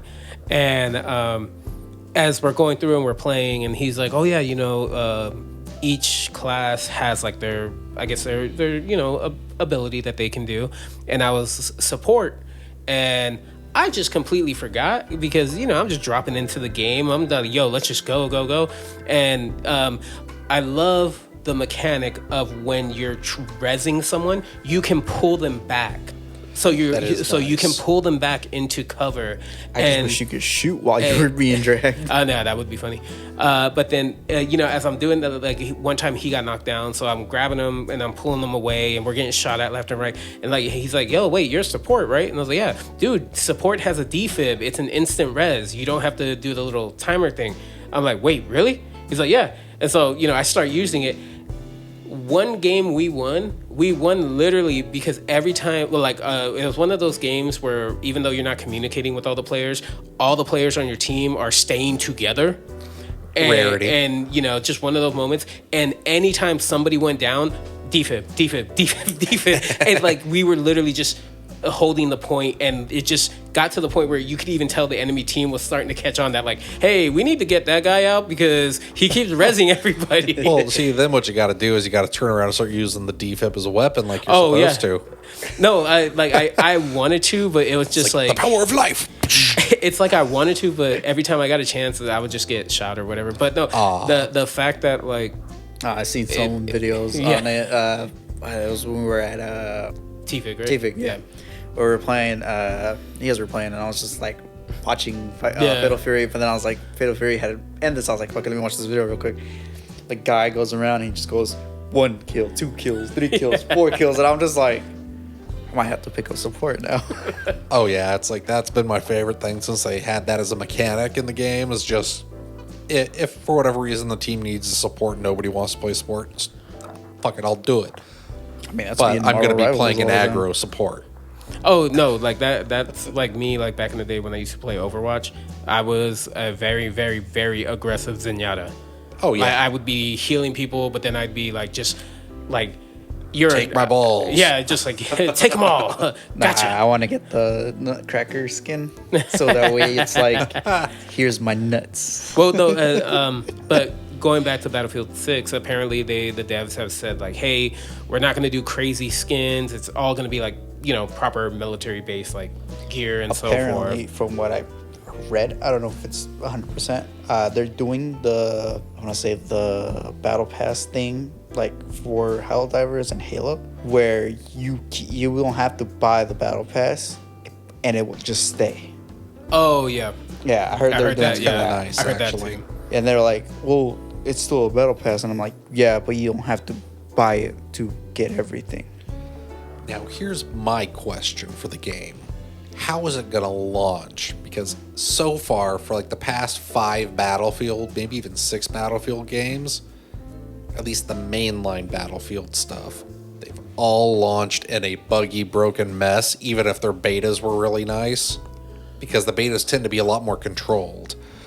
But when it comes to launch, it's like since Battlefield 4, yeah, they've been like an absolute shit show at launch when it comes to like getting the game actually up and running. But then again, at that time I was also playing on PC, and that's a whole other level of PC is usually nonsense. the ones that have the main issues, at least from what I've been told. Unless there's like server side issues, it tends to be the PC players that'll have all those issues because, yeah, it's like there's so many different hardware variations.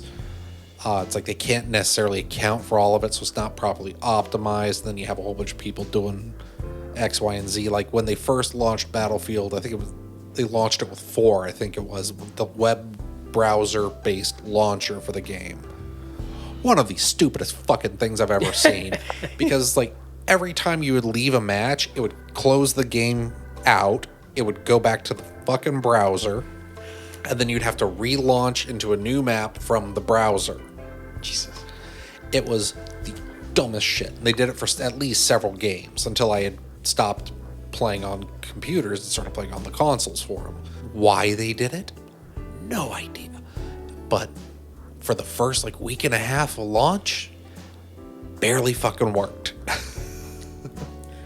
Yeah, PCs usually, like I said, PCs usually the ones that have the main issues. I think this game will have at least an okay launch because they know how bad the last game was. Oh yeah, it's like especially on consoles. Yeah, it's they like know the how launch was real it bad. was horrible. I remember trying to play that game and I was getting kicked from every Oh yeah, lobby they had. and We all just have to some trust mini dice. yeah, like you know that. Throw the dice, 4 dice. Yeah, Yeah. but hopefully, but Not so much I think EA, but I do dice. think yeah, I do think that they know how bad the last game was, so they're doing everything. At least from what it looks like, they're doing everything to make sure, like, okay, we gotta get this one going good. Yeah, it has to not be bullshit. Yeah, because Yeah. it looks like they're taking a lot of the criticisms that are Yeah, it does look genuine like, criticism, not the stupid ass like streamers be like, oh, there's got to be a rank mode and all that stuff, which fucking stupid. Because I know Yeah. they did that for the 24, the 2049. 2024 one. I think they had a rank mode for that, and that shit just plummeted. Well, it's like that one also just had a lot of issues. Yeah. And especially because like the game was damn near unplayable for most people, even consoles, because the server side problems that they were having for a long time. So you had really high latency issues. You had trouble with connections. There were just all kinds of problems that the last Battlefield had. They didn't fix them until a while later. And once they got those fixed, it's like they'd already lost a lot of people from it. On top of that, it was, for all intents and purposes, it was a glorified hero shooter. Yeah. It wasn't necessarily like full on class based, wasn't very expansive as far as like how it was in the past.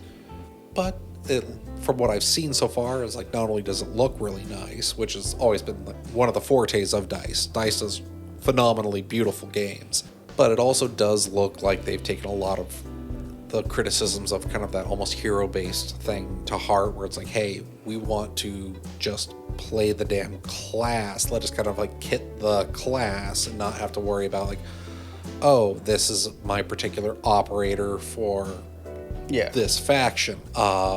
And like it works for Call of Duty because Call of Duty doesn't have a bajillion goddamn people running around a map at one goddamn time. Yeah. Battlefield does. 30. So you get 30 assault, same kit, all out there at the same time, and 30 snipers, all the same fucking kit, all out there at the same time. There's like no variation. You know what you're gonna get, and it's becomes rock paper scissors. That's what it becomes. It doesn't become any sort of strategic gameplay. It just becomes, okay, this class counters this class, counters this class, counters this class. Counterpick. Yeah, so it's like you just counterpick. You don't actually play with much skill or finesse. But I'm an old man and I'm yelling at clouds, so it's fine. But yeah, no. One of the things that you did bring up is, yeah, you can actually customize your class a lot more on this one. Because I picked the recon because I was like, yeah, you know, why not? And then I was like, let me edit my class, and it let me choose from the assault rifles to the other guns, and I'm just like, okay. Yeah, that was something I was very happy that they said was coming back, is the fact that you can actually customize your classes again. It's like you have your skills as that particular class, but yeah, you can kind of play with most weapons as any particular class. It's like You're a soldier, you're meant to like know how to use gonna be every weapon. as effective being like a medic with a sniper rifle? No, because you're way the fuck back with a sniper rifle. You're not up close rezzing people like you're supposed to be. So it's a give or take. Yeah, it's like you can kind of go one way or the other, but it makes more sense to give people that freedom. Even if sometimes people will do some stupid bullshit. Because I will do some stupid bullshit. That's 90% of what I do in video games, is stupid bullshit. I mean, for crying out loud, it's like I finished Fantasy Life the other day, and the biggest thing for me was like, oh, sure, you can have like a little party of combat classes go with you out on your little combat missions for like some of the main missions and such, or craft some gear and throw it on your mining or like craft-based class, like gathering or craft-based classes, because they don't attack very frequently, but they do shitloads of buffs and debuffs. So I can just kit my character out, give them some defense, and have them basically be just a party of support classes while I go in there and just murk shit. And it made the game super easy doing that. It was way easier going around with the crafting and gathering classes than it was with the melee and magic-based classes. Like, I dropped the final boss in like no time. So that was actually really kind of fun, because it was like, okay, cool. It's to do bullshit to exploit the systems to make things better. And that's what you're supposed to be doing in Battlefield. Exploit the system to make things better and more fun. So it's like, hey, like honestly, playing like Assault, because that one, I believe, Assault gives you the extra ammo. Well, that's one of the kit options. Yeah, that's one of the kit options. So it's like, you could be an Assault so you get the extra ammo, but then Assault playing as a sniper does make sense, because then it's like, okay, yeah, if you're a good sniper, you can sit back, snipe the ever-leveling hell out of people, and have your own little ammo stash sitting right there. So you don't have to worry about having to get up and go find it. Mm-hmm. Plus, you get dual primary, so technically you can have the sniper and the assault rifle. Yep. So it's little things like that. Complain about it though. But yeah, it's little things like that. It's like I like doing bullshit things in games, like exploiting them to my whims, so that it makes my experience better and other people's worse. Yes, I'm a terrible person, but I love it. Well, I think I don't really have much of any topics for this week. It's like I've kind of gone through everything. It's like I talked about Untamed. We've talked about Battlefield a little bit. I think our main topic this week was Alien Earth. Like, we were collectively like really interested in seeing, okay, is this good? Is it bad? We all, at least at this point, as of this recording, we all like it. Yep. For all we know, the third episode could be horrible and we hate it, but we won't know until we watch it. Yeah, we'll have to watch episodes 3 and 4 and then determine if we still love it. Yeah, no, agreed. Did either of you see the new trailer for season 2 of One Piece on Netflix? I've seen a bit of it. I haven't seen all of it. I have not, because I still haven't even watched season 1. Because I know you have gripes with One Piece, but with the One Piece TV show, just One Piece, the manga and anime, I'm not a huge fan of that. Mostly the artwork, I just don't like the art style. Yeah, the art style. I just really don't, and it's hard for me to get into it. But the show, I'm more interested in. I just haven't watched it because, like, frankly, the only time I really have to watch it is when I make time for like things like tonight when we watched it, or like when I'm at work and it's a particularly slow night at work. I can just kind of watch some things on like Netflix passively. It's like I can never really actively engage with it a lot of times. So unless I like make specific time for things, I don't watch a whole ton of stuff anymore, which is unfortunate. And I do want to see it eventually, because I do have Netflix right now. It's honestly really, really good. And I'm not just saying this as like somebody that likes One Piece. I'm saying this as somebody that has seen all the live action anime stuff that's come out and just been like, wow, that's all bad. Or like the unfortunate Yu Yu Hakusho live action, where it wasn't necessarily bad, but it was just kind of like, this is it. Like, it was bad Yu Yu Hakusho. But it's like just, it wasn't a bad show. Yeah, bad Yu Yu Hakusho. Yeah, exactly. But no, One Piece, like, honestly, they did a really good job. The fact that the creator does have say in it, and it's good. They revealed at I think it's called Tudum, the Netflix event that they do. Where they that's a fucking stupid name, but I get it. It's a stupid name though. you just hate everything, Yeah, don't I you? am a certified Yeah, hater. you're a You know certified this. hater. He drinks Haterade all the time. All the time. That's my his number one favorite drink, flavor. baby. That's all that's in his cup. But right yeah, now. they showed Tony Shopper, and you know the fans were all like, "Oh my God, what is he gonna look like?" Doesn't look bad. It actually doesn't look bad. And the cool thing is that when they revealed him, it was in a lit scene, you know, bright. Because you know how a lot of times it's like, we'll show the 3D character in a dark room, so that way you can't see like the lining and everything. No, they actually showed them in a room that had like light and everything and motion, So you can and actually see him.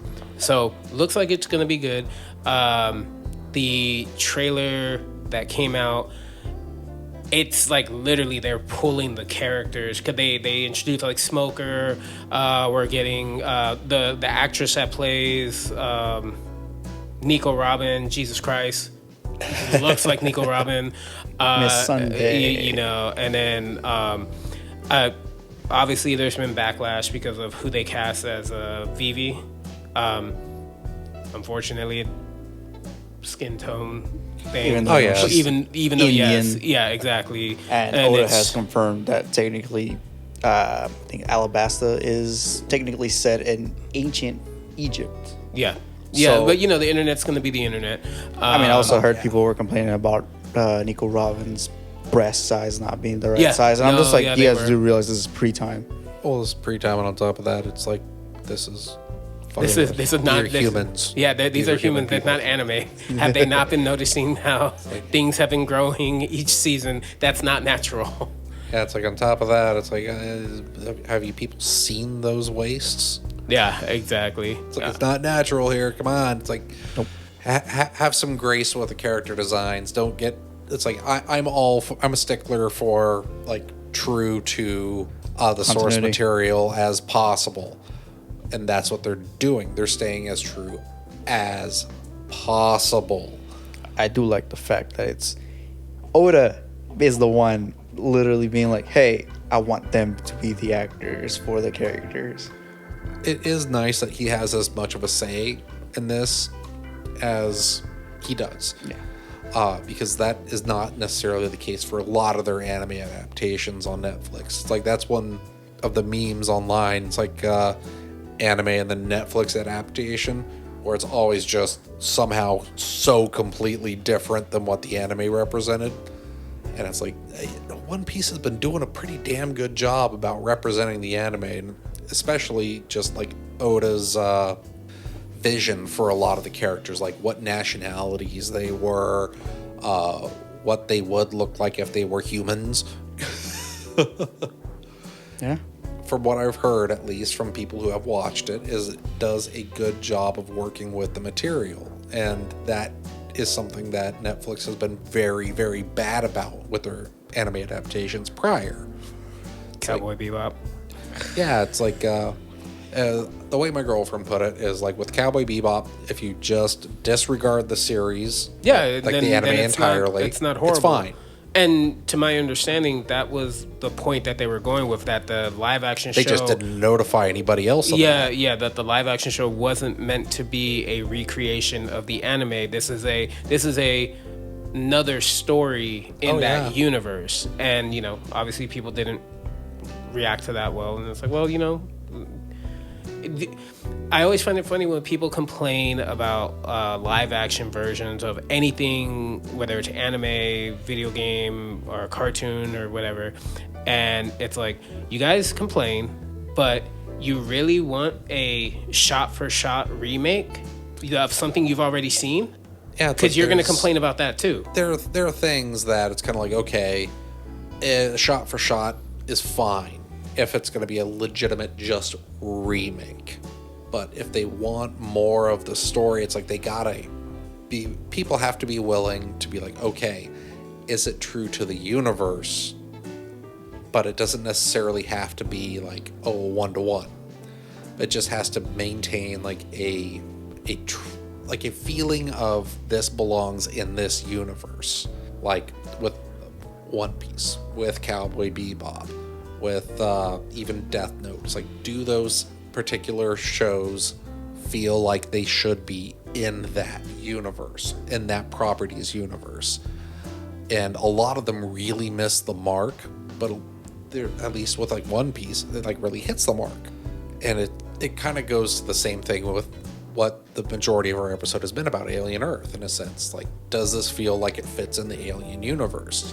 And it definitely does. It does. Yeah, it definitely does. And we don't get that a lot with a lot of more, I would say, more of the modern adaptations or continuations of media that we've grown up with or was very popular at one point and then fell off, and then now they're adding more to it. It's like you don't necessarily get a lot of that, oh yeah, this feels like it belongs alongside or adjacent to.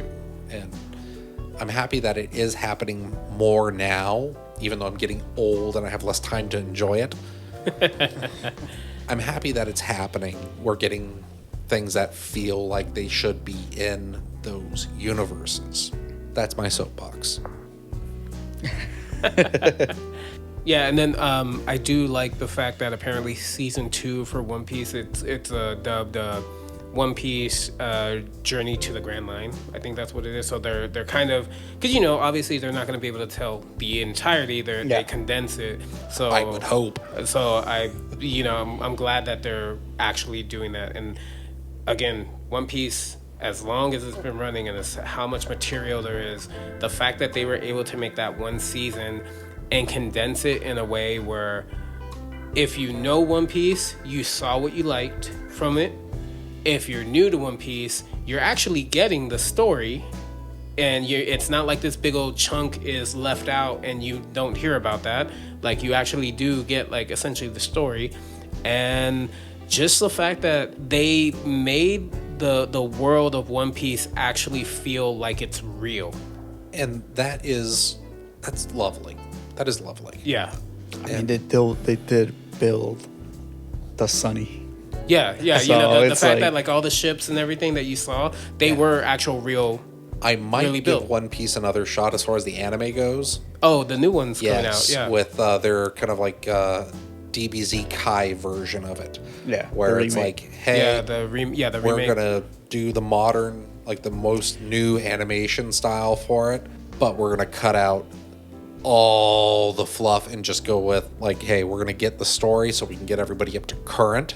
I think it's already out, actually. Some of it might be. I seen a clip of it already pop up Because I know each arc is supposed to be cut down to about 20-ish episodes up till you get to the newest stuff. Yeah. Which is really nice because it's like, okay, cool. You're making it a lot easier for people to actually jump into One Piece and not just be like, okay, what is Gear 5? What is X, Y, or Z thing going on? Yeah, because I know it's not out yet. It's not out yet. It's not. I don't know, because I seen a clip or something like that. It was They probably have some early production stuff out. probably, I don't know. It was Luffy, like, spoiler, I guess. I don't know. Well, if it's like season 1, technically, It's not season 1. It's like when they're like underwater and stuff. Oh, when the mermaid got no idea on that princess or whatever her name was. I don't know. I haven't watched it in like forever. But he's like punching down and stuff, and then he's like training and everything, and then the drums of liberation plays essentially, and it's he hears someone call out to him like, "Joy Boy, stop!" And then it's like the drums, and he kind of stops, and he goes, "What the fuck?"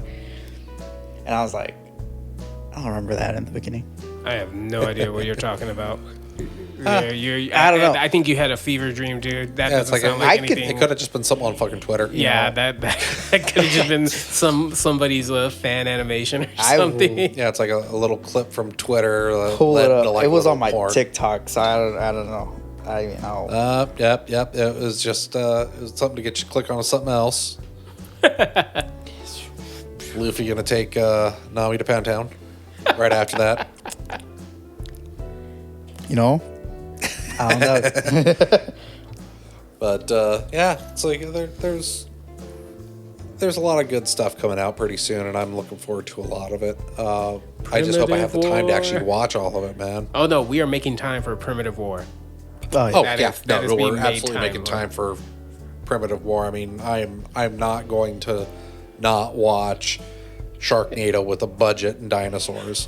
Because that's going to be forever what I associate with that movie is like, oh, whoever really liked that book saw Sharknado, said, oh, we can make this better. They were literally a budget. They were Somebody literally was like, pulling, yes, I'm going to pay for this. They literally pulled the, here, hold my beer. Oh, yeah. It's like that. And I'm in. I am so far into that movie. I'm 100% going to make time to see that, regardless of whenever it comes out. Find it. Like I'm telling you, it doesn't exist. It was a fever dream. Probably fucking was. I don't even know. I don't even think I liked it. I think I just fucking saw it and I just fucking screwed past it. Oh, yeah. It's like I've done that on plenty of things where I was like, oh, yeah, I should show that to everybody. Fuck, where was it? I've been seeing a lot of the people like draw their own versions of Godzilla, but it's with the audio from that one movie where it's like, we should run. It's Godzilla. And it's like, for copyright reasons, it's not. Oh, Austin Powers. Yeah. Well, no, that was from, I think, Epic Movie. No, it was Austin Powers. It was an Austin Powers? Yeah, it was an Austin Powers. Because he drives the car into the like a Godzilla-looking feature, and the guy that was in Austin Powers where the guy from Heroes says that? Yeah, that was him. I don't remember if I could have sworn that was one of those like spoof movie ones. Oh, well. There probably was in a spoof movie because I mean it's obviously a funny joke, but yeah, it was in Austin Powers. But yeah, it's like a bunch of people drawing Godzilla with their own version. There's one that did the Marvel one, which was actually Spider-Man. And I was like, oh, that's actually kind of cool because it's Spider-Man on the side of the building, and then Godzilla's on the fucking side right here. And then the guy's just taking a picture of Spider-Man instead of Godzilla. I was like, no. Well, you got to get that Jonah Jameson. Nope. You got to get them pictures of Spider-Man. He's a menace. Got to get them pictures. Well, you know what? I don't think I have anything else for today. I am personally tapped out of topics and such. I still need this guy over here, Josie, to do his homework assignment of not watching I Come in Peace. That we can watch later. The spaced. Which one? The aliens from space that came in spaced cases? Is that what it's called? It might have been. Was it the one where they were? Was it the one that I saw in theaters that I was talking about where they were like surfing? Yeah, Spaced Invaders. Yeah, Spaced Invaders. Okay. We need to get him to watch that. Okay, yeah. You need to watch that. Kind of make up for Tokyo Gore Police. That'll be your next homework assignment. Yes. It's. I guarantee you're probably not going to be as entertained as you were with Tokyo Gore Police. But it's just something from like apparently both his and my John and my childhood that like. If I were to go like turn my TV on right now and see it playing, I would even just stop this podcast. I'd be like, screw this, watching this because it's funny. It's genuinely a funny movie. Yeah, it's a wonderfully silly movie, and it was good. I liked it as a child. Naked Gun. Oh yes, yeah, we do. We need to see that eventually. Technically, we need to go see. No, I don't want to say that one. Well, I was going to say Fantastic Four, but no. It's like we could always just have a watch party for Angela White's movie that she produced.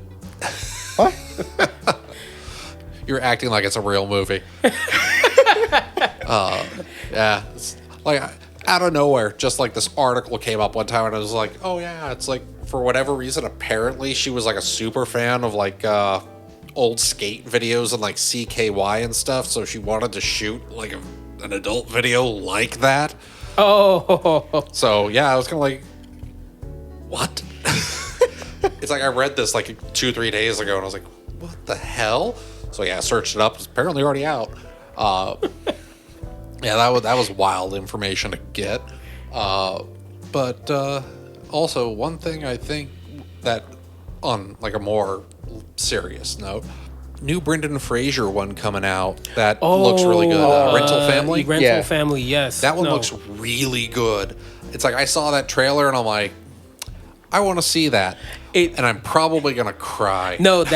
Honestly, watch the trailer because I first saw it at work on my lunch break and I watched it on my phone. I was like, okay. I came home, watched it on my monitor. And so I got like a better view of it. And after watching it, again, I had watched it at work on my lunch, watched it here, and my first reaction is, This movie's gonna kick me in the gut and make me cry.